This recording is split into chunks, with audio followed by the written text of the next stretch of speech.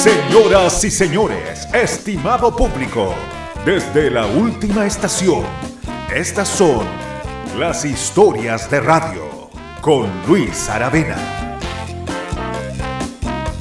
No, nosotros cuando partimos no pensábamos en eso, la verdad es que yo jamás pensé ni siquiera en esto, en el celular, no estaba, no, era imposible. Nosotros para podernos hacer un contacto, por ejemplo, en la radio, yo estuve en la radio Nuevo Mundo muchos años y hacíamos turnos, ya, en la noche.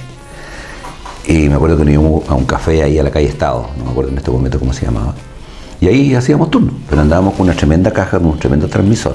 Entonces de repente había algún incendio, qué sé yo, un asalto, alguna cosa, partíamos en una citroneta, y partíamos al punto, y de ahí nosotros transmitíamos, pero a través de un transmisor. ¿Una transmisión de radio? Claro. ¿Un transmisor de radio? Claro, era un transmisor portátil de radio. Qué bueno. Era como tener una radio fuera una radio fuera de la radio, digamos. Y así lo hacíamos. Y así tú estabas en los estadios, estabas, no sé, en la parada militar, estabas en todos los grandes eventos, estabas así. Y era la manera de hacerlo. O sea, hoy día, te digo, la noticia es al instante, hoy día la noticia. Me acuerdo cuando apareció en la televisión un señor que lo auspiciaba una casa que se llamaba International. ¿Ya? International. Entonces el tipo tenía una cosita así. Un metrónomo. Un metrónomo que marcaba los segundos, ¿no? Y se llamaba El Mundo al Instante.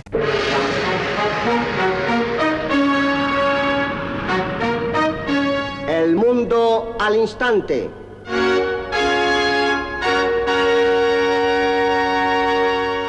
Y El mundo al instante. Claro, ¿te acuerdas que lo daban en los cines? Claro, que lo daban en los cines. Entonces él hacía algo muy parecido, era El Mundo al Instante. Entonces él en muy pocos segundos te daba a conocer varias cosas que estaban ocurriendo en el mundo.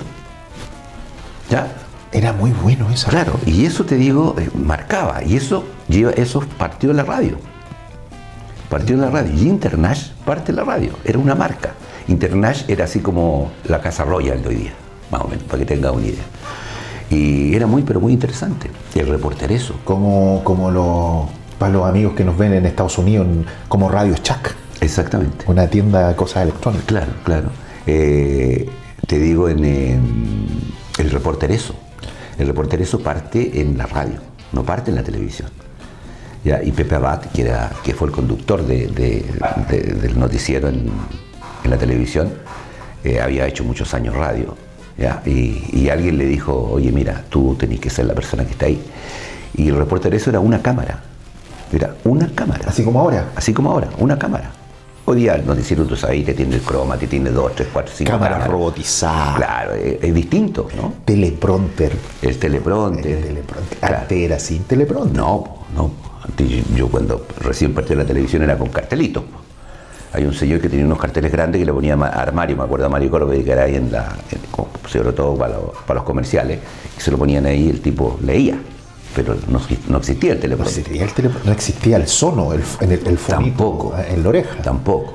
Claro. No, pues el retorno lo tenía allá abajo. O sea, si alguien se quería escuchar, tenía que tener un retorno. Y eso lo hacían los cantantes, qué sé yo, los grupos musicales, hacía todo eso. Pero los locutores de radio antiguo eran improvisadores, o sea, tenían un guión, pero tenían un bagaje especial. Yo creo que más que improvisadores, aparte de la improvisación, era la entretención. Porque tenían que hacer de radio escucha algo pero muy entretenido. Entretenido en el sentido de que si ellos estaban relatando un partido de fútbol, el partido podía ser muy malo, pero ellos lo hacían entretenido en la radio. ¿Ya? De ahí que cuando sale la radio a pila, dos señores, uno que era don Darío Verdugo y Sergio Silva, que se dividían la cancha para transmitir los partidos. Se jugaba Colo-Colo y la Chile, uno transmitía, cuando atacaba la Chile entraba uno y cuando atacaba Colo-Colo entraba el otro. Bueno, ¿qué es lo que hacía? Ellos, cuando el partido era muy aburrido, ellos lo hacían entretenido. Entonces cuando aparece la radio a pila y la gente empieza a ir al estadio con radio a pila, se dio cuenta que lo que había en la cancha no era absolutamente diferente a lo que estaban diciendo en la radio. Sí, por los relatores. Porque tenía que ser así. A mí me pasó con la lucha libre. Con la lucha libre gringa, la WWE. Uh-huh. Que de repente unas luchas muy fomes, pero los locutores. Y entonces viene el matar. Y una cuestión. Y uno miraba la lucha y era como un golpe. Y el relator era increíble. Después me descubrí que era el mismo que hacía la voz de Jimmy Swaggart para toda la comunidad latinoamericana. Jimmy Swaggart, ¿se acuerda del pastor gringo que predicaba? Sí.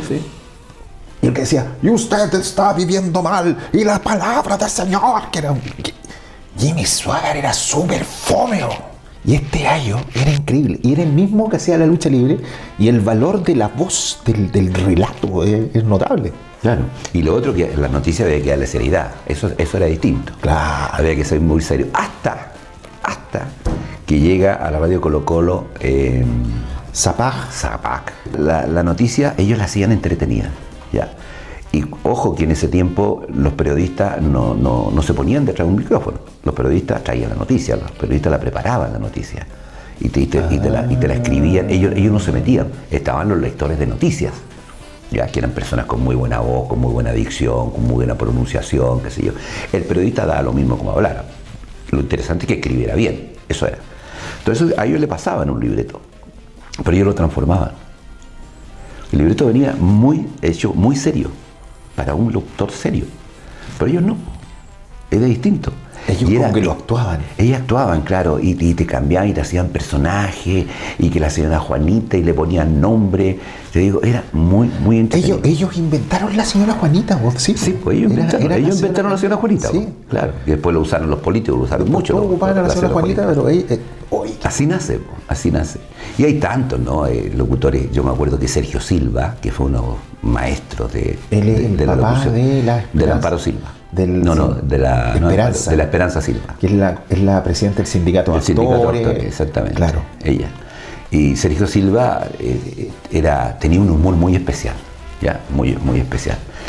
Bueno, a él lo despiden de Televisión Nacional porque estábamos en plena dictadura, porque estaba jugando la selección chilena, no me acuerdo con qué partido, con qué país, ponerle Ecuador, Argentina, no me acuerdo. Y él dijo 2 o 3 veces, ataca a Chile por la izquierda. No. Te prometo. Así. Claro, pero él lo decía de forma con su qué, muy especial, así, ¿ya?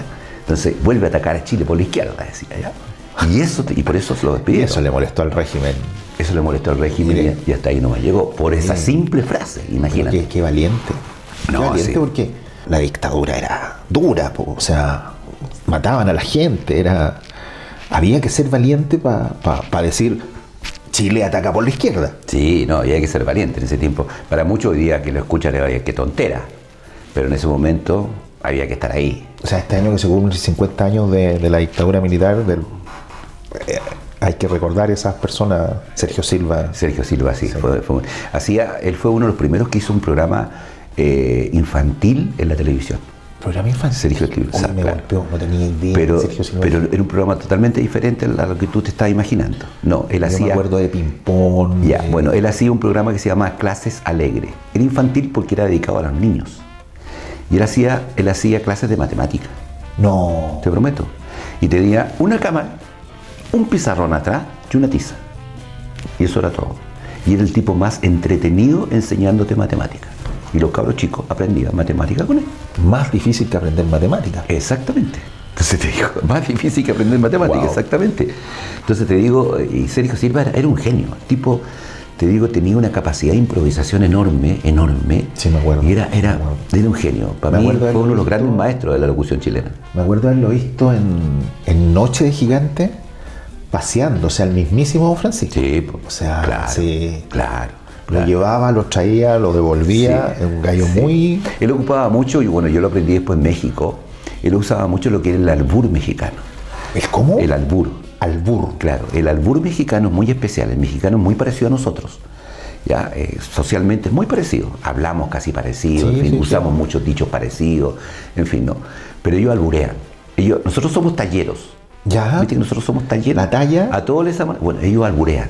Entonces ellos te toman esta taza y con esta taza te alburean y te dan vuelta la taza y te lo dicen. Improvisar. Claro, y te lo dicen en doble sentido y va. Dice, oye, qué linda la taza, redondita, dice. Se parece a mi hermana. Y ya es un albur. Y estos son los podcasts de las historias de radio.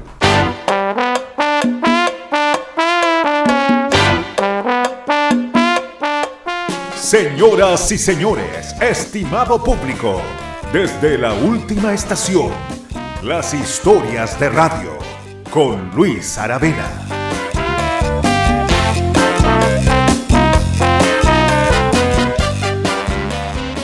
Canal 45, TV Cordillera. Pronto.